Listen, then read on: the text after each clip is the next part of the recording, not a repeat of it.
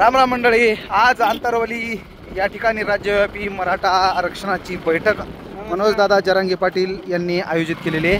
तुम्ही बघू शकताय पाटाच्या दिशेने आम्ही आलेलो आहोत आणि पाटावर जी टू व्हीलरची गर्दी दिसते ती जवळपास त्या फाट्यापासून ते पार आंतरवलीच्या पश्चिमेकडे जे वळण्याच्या पश्चिमेकडे जे आहे तिकडे ही गर्दी आहे. या ठिकाणी कोणत्याही मार्गाने आंतरवलीकडे येणाऱ्या कोणत्याही मार्गावर जाम झालेलं आहे सगळीकडे. आणि तुम्ही बघू शकता आपल्या या पश्चिमेकडून जे पाटाकडून येत आहेत हे आजूबाजूची गावं आहेत. याचबरोबर बीड जिल्ह्यातील आलेले मंडळी पाटाकडून आलेले आहेत आणि गाड्या रस्त्यावर लावलेल्या आहेत. तोबा गर्दी झालेली या ठिकाणी गर्दी झालेली आहे. आणि आंतरवलीच्या या राज्यव्यापी नियोजन बैठकीमध्ये आज मनोजदादांचं मार्गदर्शन ऐकण्यासाठी ही हजारो लाखो बांधव आज आंतरवलीकडे आलेले आहेत.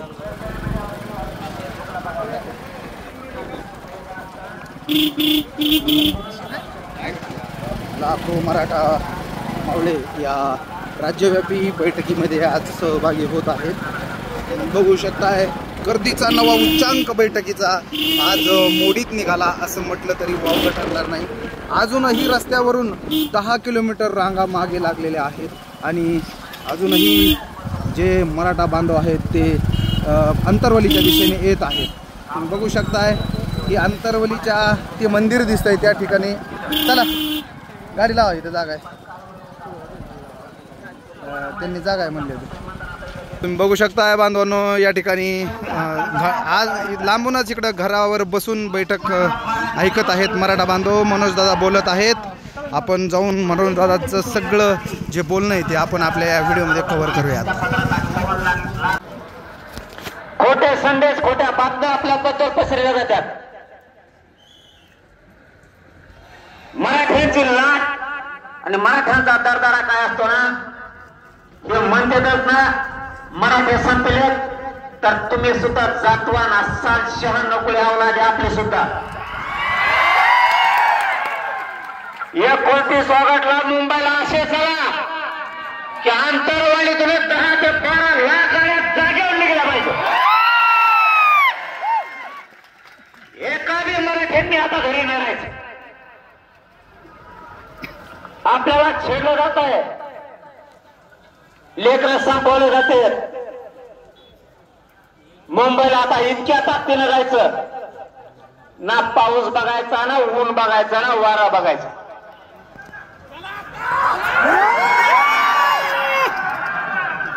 आणि यावेळेस मुंबईत पाऊस पण असणार आहे. तुम्ही फक्त एक काम केलं तरी खूप झालं. सगळ्या मुंबईला सगळ्या मराठ्यांनी माता माऊल्यांनी सगळ्यांनी फक्त मला मुंबईपर्यंत सोडायला आहे एक दिवस.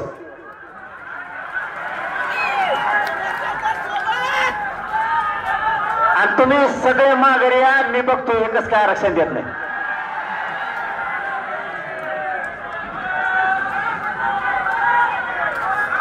आजपासून सगळ्या मराठा समाजाने आजपासून आता तयारीला लागायची. 27 ऑगस्टला आपल्याला मुंबईकडे कूच करायची. एक बी मराठा घरी ठेवायचा नाही. पहिला मुद्दा लक्षात ठेवा, मुंबईला एकाही मराठ्यांनी गैरहजर राहायचं नाही येण्यापासून. कारण सांगायचं नाही. कारण आणि काम सांगायचं नाही. एवढ्याच वेळेस विश्वास ठेवा. मी तुमचा विश्वास व्हायला जाऊ दिला नाही. पडतान 2 वर्ष झालं तुम्ही लढताय.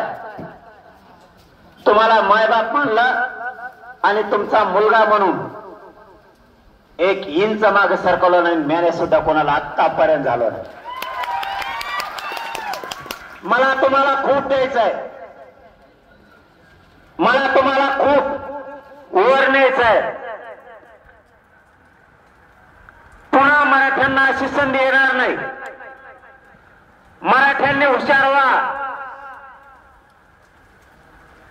वेळ आणि काळ ओळखीचा मराठ्यांच्या बाजूनं विजयाची चाहूल व्हायला लागली. त्यावेळेस घरात बसायचं नाही, सोशल मीडियावरती व्हॉट्सअप फेसबुकवरती बघायचं नाही, प्रत्यक्ष स्वतः उपस्थित राहत जायचं. आम्ही तुमच्या मागे आहेत हे म्हणायचं नाही, प्रत्यक्ष यायचं. जनमताच्या रेट्याशिवाय तुमच्या ताकदीशिवाय कोणाला विजय मिळवता येत नाही. त्यामुळं मुंबईला येताना आजपासून तयारीला लागायचं. घर ना घर पिंजून काढायचं, जसं राजकीय लोक पिंजून काढतात तसं. मतदान घेऊस तर कचाकच पाय पडते. मतदान घेतलं एकदा आणि विजय झाला की त्याच्या पीएलाच बोलावं लागतं आपल्याला. साहेब दिसत नाही, साहेबाला हागण लागली.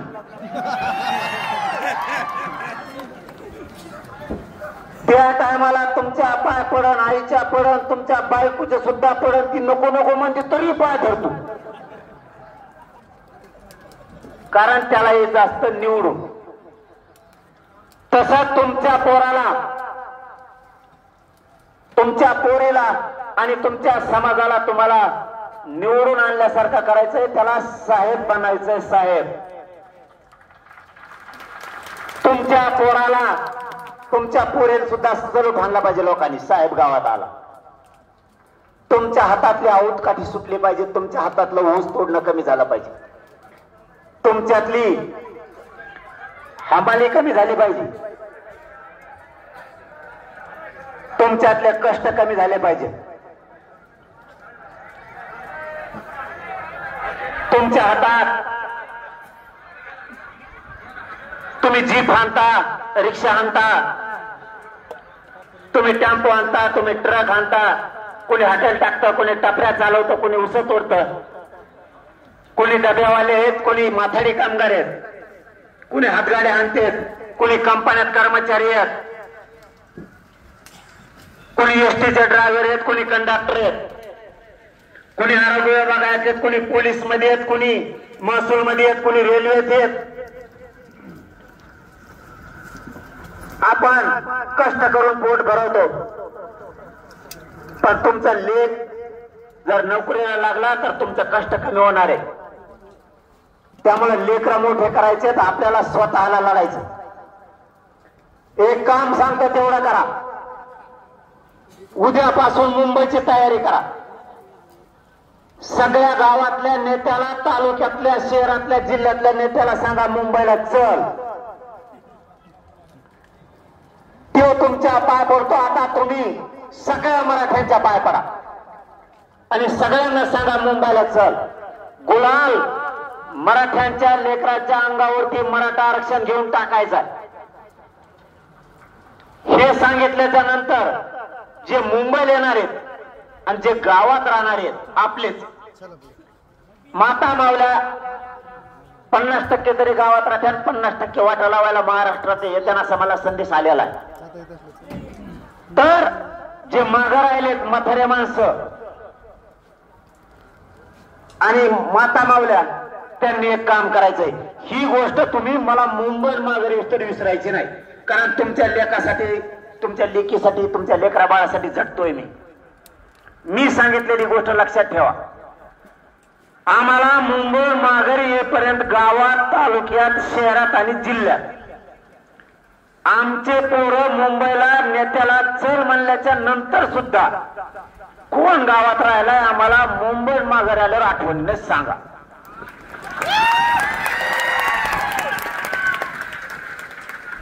सरपंच गावात राहिलाय का, माजी राहिलाय का, सदस्य राहिलाय का, माजी सदस्य, चेअरमन, नगरसेवक, माजी नगरसेवक हे गावात राहिलेत का चल म्हणल्याच्या नंतर बी, जिल्हा परिषद सदस्य, पंचायत समिती सदस्य, माजी सदस्य, सभापती, उपसभापती, हे गावात आम्ही मुंबईला गेल्याच्या नंतर गावात फिरत होते, तालुक्यात शहरात फिरत होते. आम्हाला फक्त गुप्त माहिती द्या, अजिबात लपून ठेवायचं नाही. तुम्ही कोण आमदार आहे, कोण माजी आमदार आहे, कोण खासदार आहे, याला सांगितलंय मुंबईला जायचं, पण तेव्हा आला नाही. तालुक्यात शहरात फिरत होता. आम्हाला आठवणीला माघारी आल्यावर सांगा. तुमच्याकडे ही मोठी जबाबदारी. तुम्हाला एवढंच काम देऊन चाललोय मी. तुमच्या लेकराला लागणारा 100 पिढ्या उडणार नाही एवढं येताना आरक्षण घेऊन येतो. फक्त तुम्हाला एक छोटस काम सांगितलंय, तेवढं तुम्ही इमानदारीनं करायचं. तुम्ही गरीब आहेत, नाव सांगितल्यामुळे ते तुम्हाला अडचणीत आणतील. त्यामुळे तुम्हाला मला डोळ्यावर आणायचं नाही. मी आहे ना डोळ्यावर यायला, त्याचा डोळाच काढितो. तुम्ही फक्त हळूच कानात येऊन सांगायचं, आमच्या गावातला अमुक अमुक भावी किंवा आजी हिंडत होता, त्याचा मेवना मेवणी कुणी उभा राहिले का आम्ही पाडे. सगळ्यांचं नाव सांगायचं. जिल्हा परिषद अध्यक्ष, जिल्हा परिषदचे सभापती, हे जेवढी रँक आहे सगळी, यांना सगळ्यांना हातपाय पडून सांगा गोरगरिबांच्या लेकराला आरक्षण पाहिजे ना. अंतिम लढाई, शेवट शब्द वापरलाय पाटला.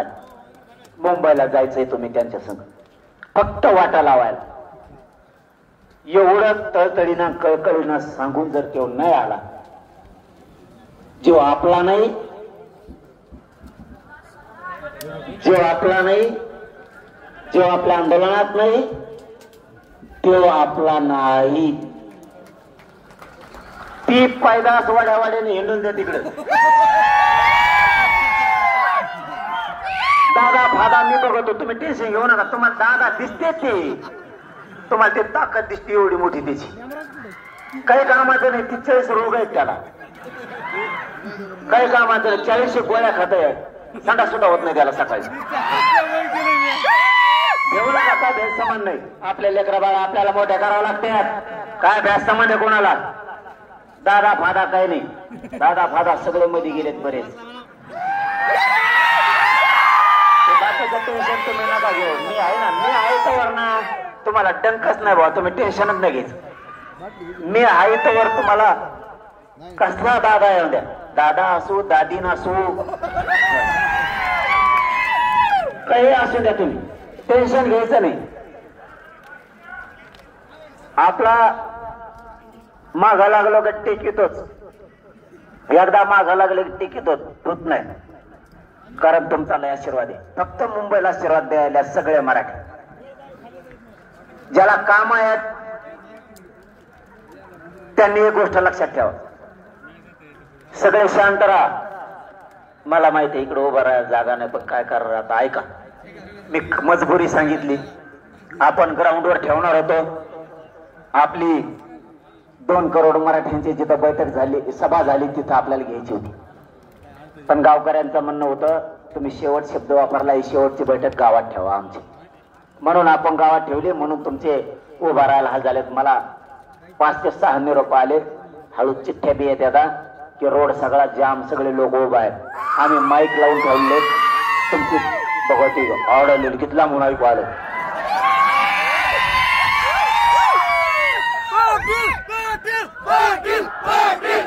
त्याच्या फांद्या फेट्या मोड त्यांवर का तुमच्या पाय पडत तेव्हा लयच अवघड खेळ झाला हो तेव्हा. आता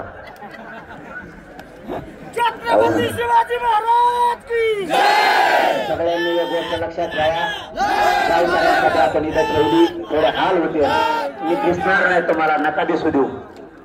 आवाज येईल तिथून ऐका. कारण हे विषय आता याच्यानंतर बैठक होणार नाही म्हणून शांत चित्तानं आहे तिथून ऐका म्हणतो. गावकरी तुम्हाला विचारणार आहेत काय निरोप आहे, तुम्हाला गावात सांगता आला पाहिजे. म्हणून आपण इथं बैठक ठेवली. एवढ्या वेळेस त्रास सहन करा. मुंबईत जाताना पटांगणे गोळ्या बाळा तुम्हाला तिथल्या मैत्यात टेन्शन तिथलं तुम्हाला येत नाही आणि मराठ्याला सांभाळते. महत्वाचा विषय, आतापासून तयारीला लागा. जेवढ्या गाड्या असत्या ट्रॅक्टर जीप हे ध्यानात आलं नाही. आपला कंपनी कॅम्प्युटर सुरू होत पण ध्यानात नाही होतं.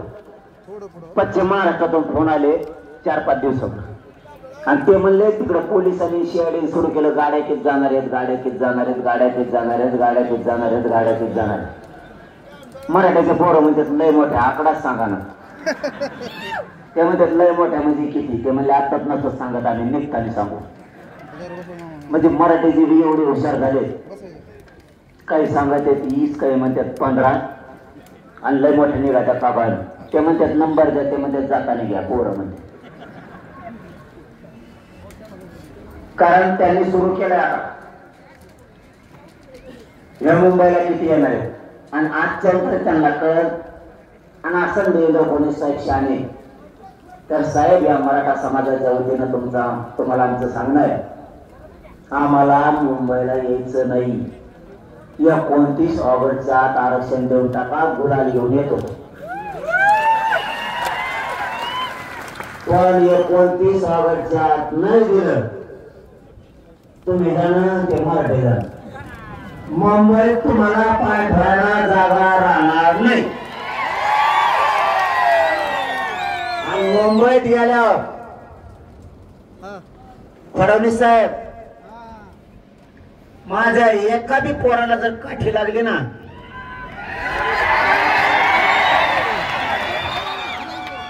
फडणवीस साहेब 29 ऑगस्टला मुंबईला येतोय. माया पोराला जर काठी लागली